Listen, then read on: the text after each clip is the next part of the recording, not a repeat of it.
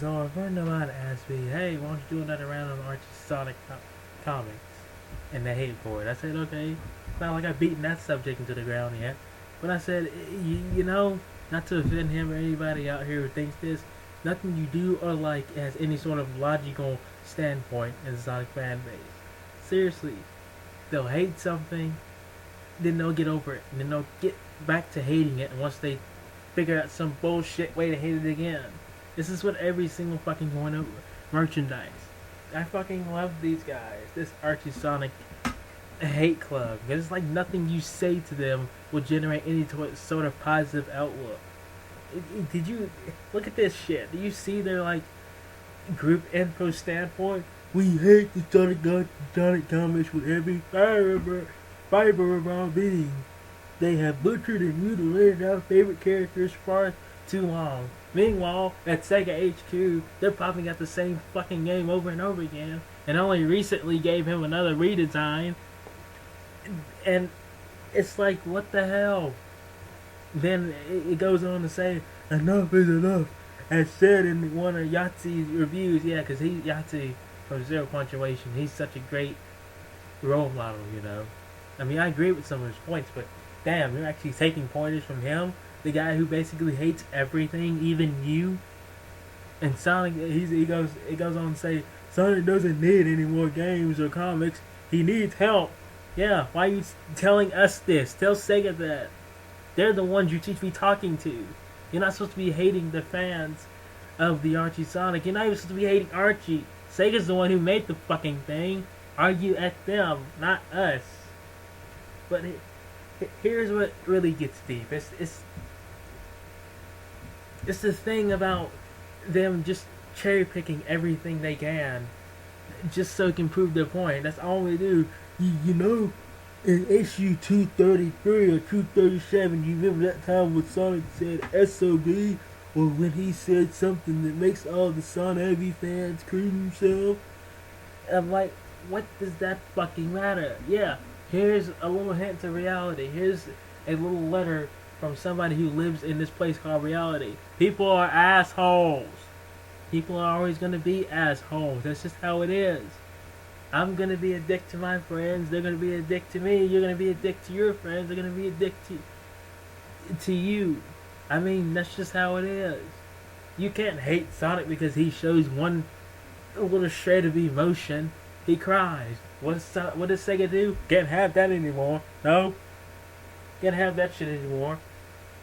They fucking pull it. Then you see Sonic doing something that the fans don't like him to do. They have their own, every single fan has their own little personal output of what Sonic is, right? So they hate that shit. They hate when Sonic does this. They have to go on a hissy fit and then blame Ian Flynn. Where does this hate for Ian Flynn come from? I actually think he's a good writer, even better than Ken Penders. Even though Ken himself has written some good issues. I don't hate both of these writers with a passion. Even though I like Ian more than Ken. But it's like saying the word of Ian Flynn just turns on these murder robots to go kill everything within 10 kilometers. It's like you say, I love the comics and Ian Flynn, and all of a sudden it's these freaking paratroopers coming down to slice your nuts off. I'm like, what's the deal with this? Why are you hating on him so much? How is he ruining the comics for you? If you don't like him, do not read them. I understand there may be some questionable things in the comics, okay? There may be some questionable things. So don't say he's pulling Deus Ex Machina when something happens. Did everybody forget when Sonic and his friends found that Randall's ass space shuttle in the middle of a fucking pyramid? Did everybody is batting eye when freaking Princess Carrot Legs says, "Oh, I can feel Sonic's presence in the air," even though he just got shot through the goddamn chest? Does anybody think any of this true? We're getting mad at Archie when they make the littlest mistakes. I mean, it's an overarching series, okay? Bleach, One Piece, Naruto, these all are expansive, animated manga, and they have stories. The reason why I call them out is because, yeah, they have screwed their stories up sometimes. And yes, you have to invent some sort of bullshit way for the hero to win. That's just what's gonna happen. That's what happens in the comics. When you have an overarching story, some bullshit's gonna be coming ahead. But we not. But it's not gonna say, "Oh, here we go. Here goes World War III. The fans are getting mad again because one little thing changed." That's not gonna happen. Just sit there, deal with it. Then comes the Mecha Sally series, the Mecha Sally arc, and this is where fans started going ape shit. I hear people going, "No, Sally didn't ask for this. No one asked for what happened to him. You can't always get what you want." I mean, some kids in St. Jude Hospital never asked for cancer, but they got it, huh? Is that the logic behind this? Sally never asked for being roboticized. Cancer patients never asked to have cancer.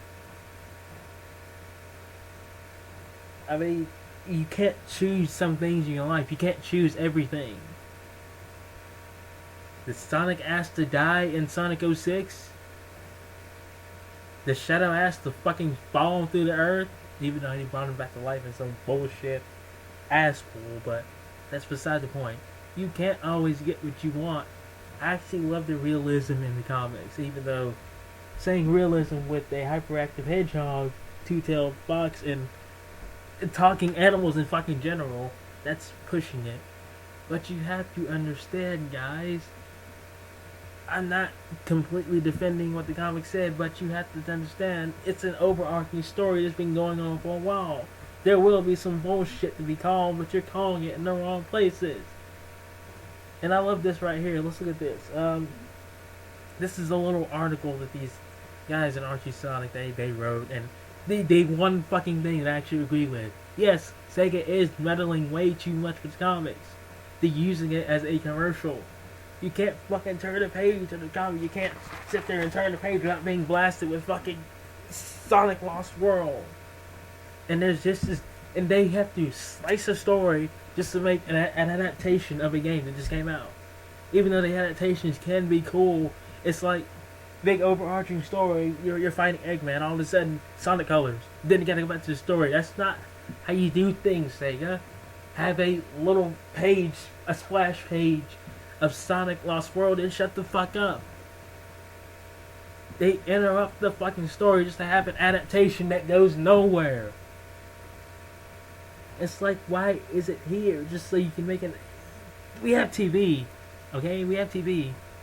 You can advertise it on TV. You don't have to advertise it in the comic books. You don't have to meddle with it so much. It's fine, Sega, that you're working on the comics. You're trying to make them something that people will read because it's Sonic the Hedgehog, but you gotta understand, don't poke too much into it. You have to stay out of it. Let the writers do what they need to do. This is the reason why we can't have that much characterization, because Sega won't let them. Remember that whole fiasco what I just said like a few minutes ago when Sonic crying? Sega says, no, we can't have this shit anymore.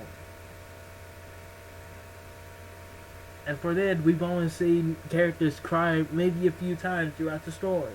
Because Sega just won't let them do that. Can't have this fucking up our characters. Can't have them having that much of a personality. It's just too much to ask for you guys just to be quiet, be patient, and maybe things will go out the way you want them. But you have to understand the way you want it may not be always the way that it needs to be. There's a saying that people have always told me that